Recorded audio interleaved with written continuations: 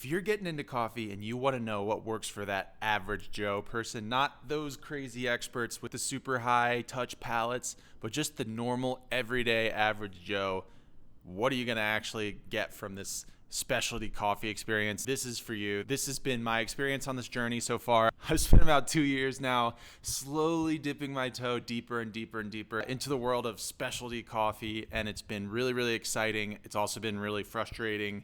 I am by no means an expert. If you want experts, really love the Lance Hedrick channel. I love the James Hoffmann channel. I think those are two of my favorites, and there's some really, really good ones out there, people that are experts.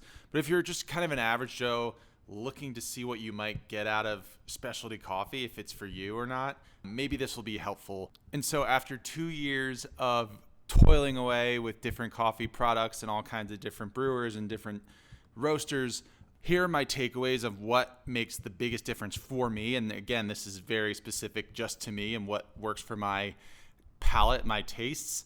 And the hilarious part is that has greatly changed over time. I think at first I really, really liked just a denser, chewier coffee profile. And then I got much more into a tea-like profile, but I didn't necessarily like that at the beginning. So that's something to take into account if you are serving for friends or family that are very, very used to a diner cup, a diner style coffee. Then they're not necessarily going to light up at the fact that they get a tea one. They might think it's a little weird, but that's the funny thing about that is it starts to grow on you. At least that's how it worked for me. Okay, so in order of importance, what are kind of the non-negotiable things and how does it kind of go down to things that don't matter as much or are more preference oriented?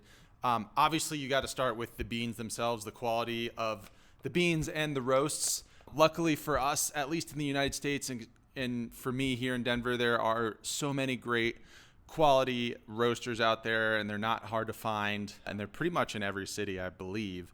And you're getting people doing really, really great stuff. Here in Denver, I particularly love Sweet Bloom. Huckleberry Roasters also was kind of the catalyst for me to getting into coffee because I lived nearby. I also really love Copper Door Roasters here in Denver because not only because they're great roasters, but they also have really, really great classes and they really care about what they're doing there. So I've learned a lot. I've gone over there to do a fair number of different classes from espresso to latte art to all kinds of stuff. So those are some of my favorite.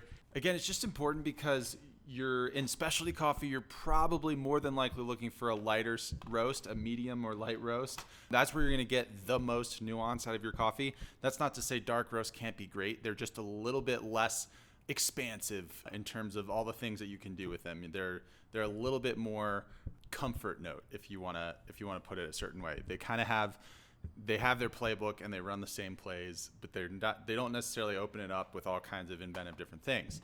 That said, the darker roasts seem to be something that's a little bit more consistently done and easier to do just on a grand scale. Whereas the specialty roast, the lighter roast, you really have to know what you're doing, just that extra level of care, because if it's not consistent and even if it's too underdone, you get really, really grassy tasting coffee. If you go a little bit too far overdone, you just you're washing out some of the nuance that you really wanted to get out of these specialty beans. But that said, there's so many great ones. You can go online and get reviews. You can even just go into one of the big things I recommend in general doing even before starting this coffee journey, just go into your local coffee shop that does pour overs and get a couple pour overs and then get a couple espressos without milk. We're talking without milk on this whole coffee journey. To really get the most out of your coffee, you want to drink it without milk. That's what we're after here. We're trying to get the most nuance out of our coffee, not necessarily mask it. So you want to get in there and you want to go get a couple pour overs, do it over the course of a week, maybe even if you can, and really compare the difference. Why do I like this one? Why do maybe I like this lighter roast. There's a funkier fermented process of bean that I really like, blah, blah, blah. You'll start to get a feel for it. And you'll start to understand if you really even care to begin with to go down this journey as opposed to starting down the journey without having sort of tried the end product. So, and for the most part, I'm talking about filtered coffee. I do sort of get into some espressos, and there's a million different types of coffee. There's a million different outcomes that you can create. It's basically limited by your imagination. That's the other thing that I think people don't realize. They think, oh, coffee, you got to get it in these certain standard ratios and these certain standard, I have to get a filter cup. It's got to be 8 ounces. I got to do an espresso. It's got to be the 2 ounce. No, it can be whatever you want. As you'll see from the experts, they're constantly changing that and coming up with new recipes, new ways to experience coffee and get the most out of it. It's really just what tastes best. But for the most part, I'm talking about filter coffee. That's what I like the most. I think it's the most exciting and fun one to do if you're going to do it every day. And I also think you can get, from my perspective, I've gotten the most nuance out of it as opposed to the espresso, which is such a compact vehicle for coffee. It becomes a little bit harder for me to really taste all the different things. I also just like a bigger mug of coffee. I like to be able to like sit down and start working and have something that'll last me for 20 minutes as opposed to just like 2 sips. So you got to get good quality product. That seems like a given, and it is. It makes a big difference. Get a good quality starting product that you have. Make sure you're getting whole beans. That's something that I'll talk about before. The second most important thing that brings the most value to me as a coffee drinker is the freshness of the coffee. And so that comes in a couple parts. That comes in how recently was it roasted. If it's within a month of the roast date, that's when I typically see the most exciting flavor profiles coming from the coffee. There's all kinds of nuances to this. It doesn't necessarily work for every coffee, and some you can let go longer. Some you definitely don't want to go too close to the roast date because they're off-gassing CO2, blah, blah, blah, things I don't really understand. But anecdotally, the tastes have changed. So it's typically you want to wait a couple days off roast at least. But that said, the fresher, the better typically, just the more you're going to be able to extract out of the coffee and taste, and the more fun you'll have. The other big no-no is to have pre-ground coffee is a bad thing. It's never great.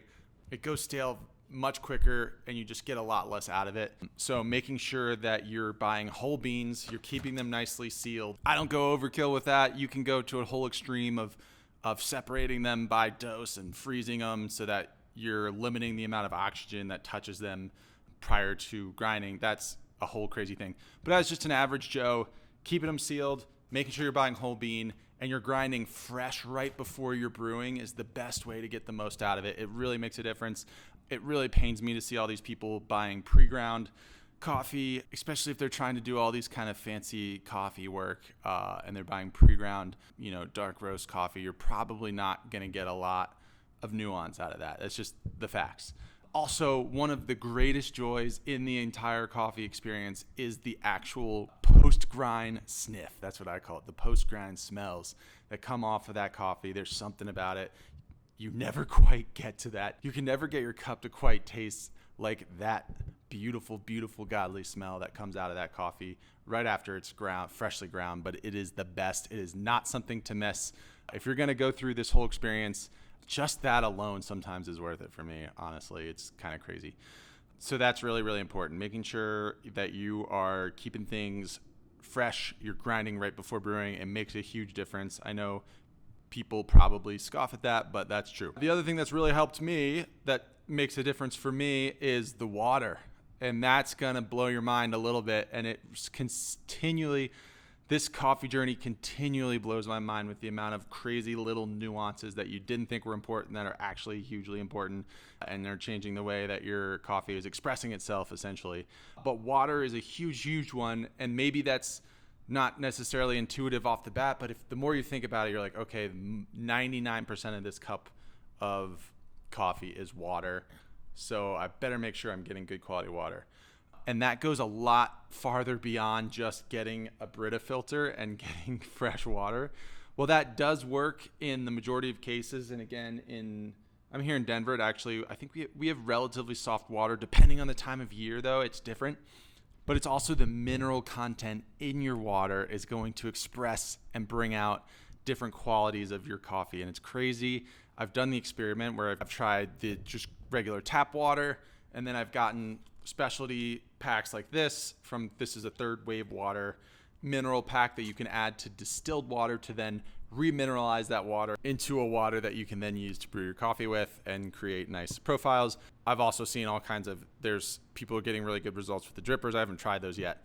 But I will say, just anecdotally, having tested the same coffee and the same grind and the same process with different waters, with water straight out of my tap, with water used with the specialty profile, and then a really, really, really hard water that I had on hand from the grocery store, it was crazy how different those cups were. It was night and day. It was absurd. So if you are getting into this journey, just know that water is something you should definitely be paying attention to, and it's going to add another variable to your process. But you can get something simple like this. This is just a TDS meter. It doesn't tell you what minerals are in there, so that's the big thing that you'll see on all these coffee channels, is they want to control those exact mineral concentrations. But this is a good starting point, so you can test your tap water coming out of your faucet and be able to identify what ballpark you're in. Am I a super soft water? Is it super hard water? Where am I at? And then the other thing you could do is you just go to ChatGPT and just ask it questions about the most recent water quality reports coming from your municipality. That's public information. It's typically readily available. Throw that into ChatGPT and have it analyze it for you in terms of coffee.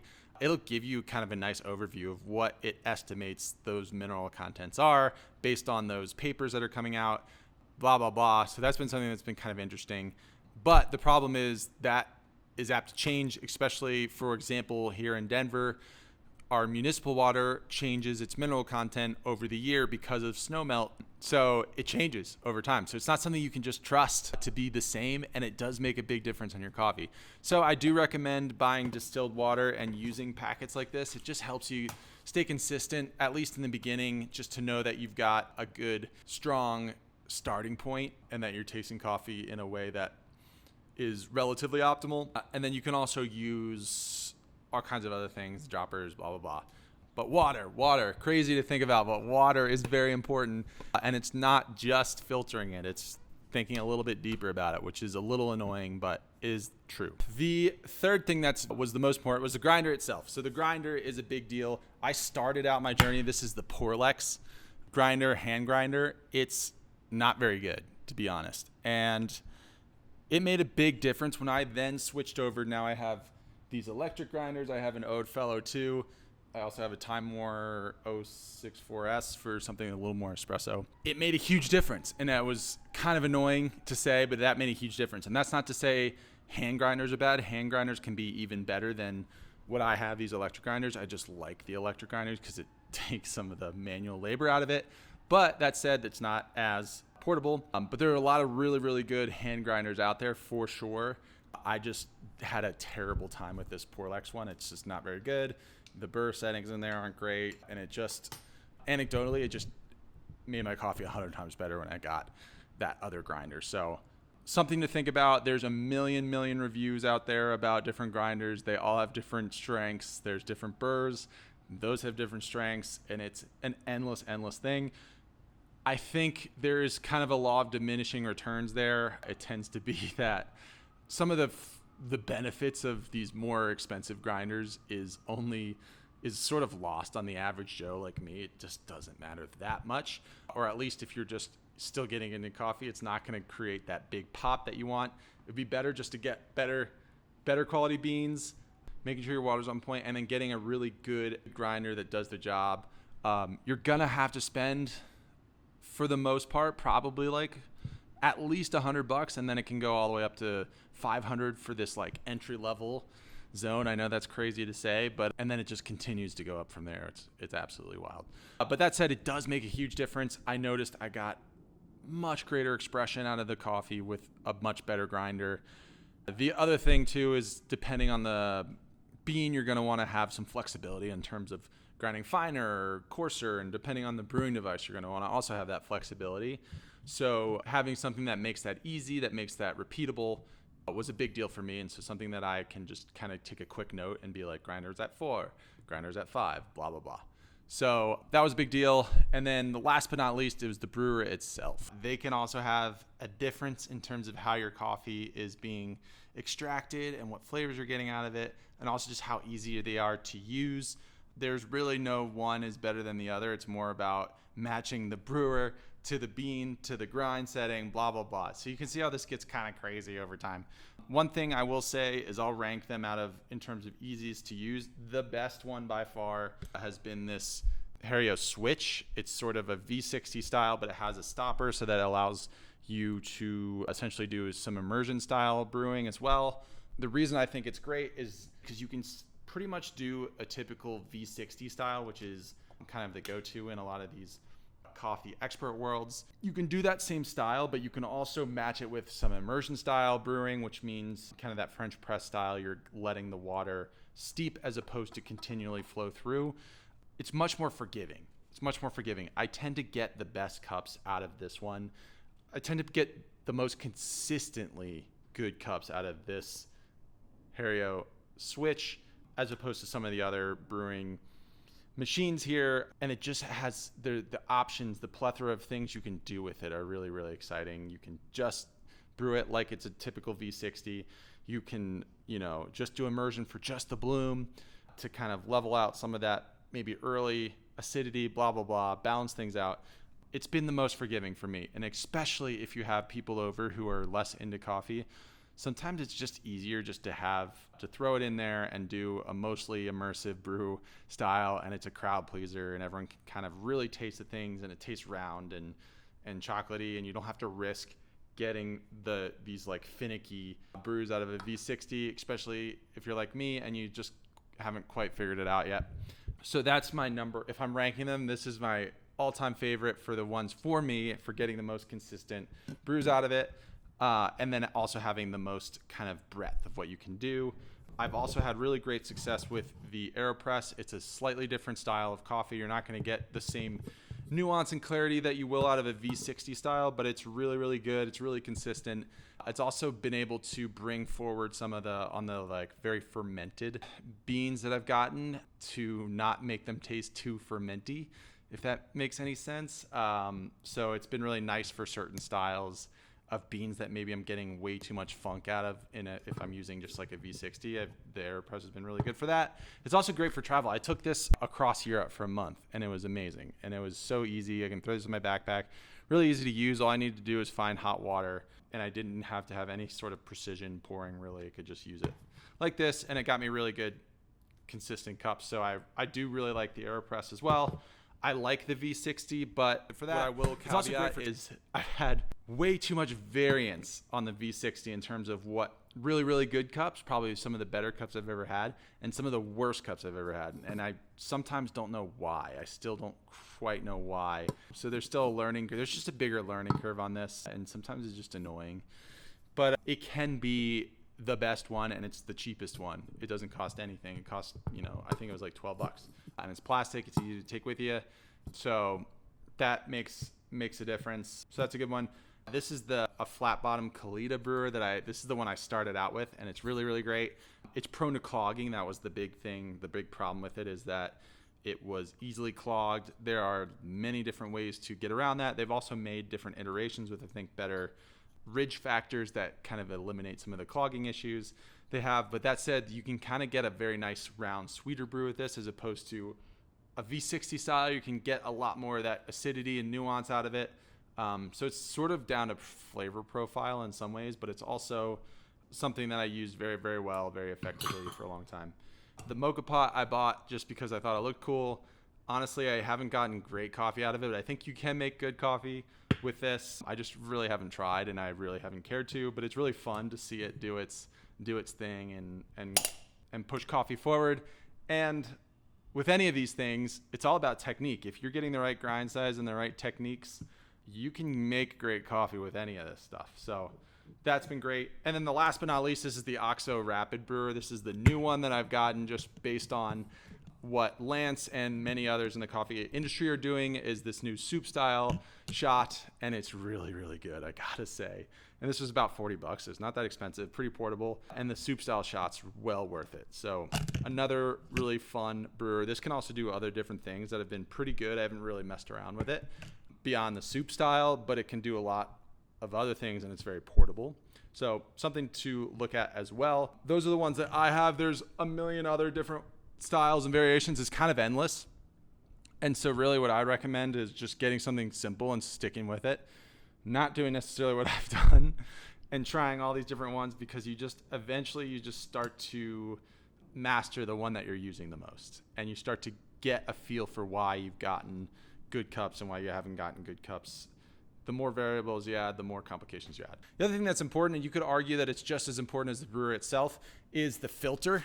And so there's a million different types of filter paper. This is going to affect how quickly the coffee brews, how many fines are kind of imparted into that filter paper. So that makes actually a pretty big difference too. So that's something that you should at least have feel for. There's people online that talk about the different strengths and weaknesses of different filter papers. I use the T90 from Cafec for the most part, and those work great. That was just a recommendation that I saw online. I stuck with it, and it's worked really well for the most part. So something else to think about, it's less important than the rest of this stuff. I would say if you're going to think about things, start with the rest of it and then work your way down, and those things will make small differences over time. But that said, that's kind of my brief overview of my journey so far into the coffee world. I'm by no means an expert, but this is just, if you're an average Joe like me and you really enjoy your coffee and you want to get a little bit deeper into specialty coffee, these are the things that made sense for me. Maybe there's other things that make sense for you. There's plenty of things I'm not doing right that I should be doing that I will learn about in the future. But hopefully I'll save you some time in terms of understanding that very basic process of what do I really need to pay attention to? What do I need to spend money on? What can I let fall to the wayside until I really, really am sure I want to dive deeper on the coffee journey? So kind of an endless grind.